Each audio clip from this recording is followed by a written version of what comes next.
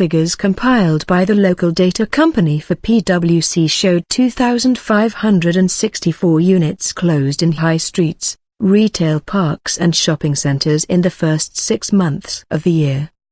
That is equivalent to 14 per day, the lowest level since 2010, though the closures still outstripped the number of openings, at 2,342.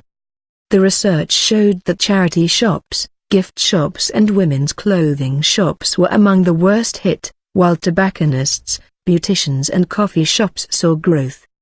Mike Jervis, insolvency partner and retail specialist at PwC, said, "The relatively low level of net closures in the first half of the year reflects a more stable environment, with consumer confidence proving more resilient as the year unfolded." The research also suggested that high street stores have been forced to evolve into leaner, fitter operations as they face up to the increasing incursion of online retail.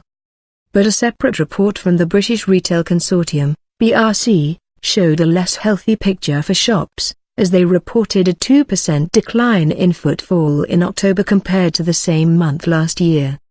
That was the worst decline since the time of the EU referendum in June last year. BRC Chief Executive Helen Dickinson said it mirrored the month's paltry sales performance. She added that nearly 1 in 10 retail premises still lies empty, blamed on the burden of business rates which the BRC argues stifles investment in new stores or refurbishments.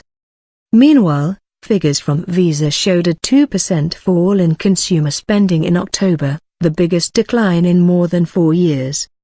The data, based on Visa's debit and credit card data, represented the 5th fall in the last 6 months, and comes as households face a squeeze from rising inflation and weak wage growth.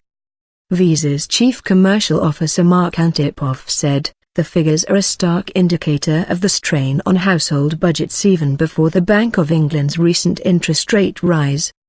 The study said November's Black Friday sales event would provide a clearer sign of how the Christmas season was shaping up.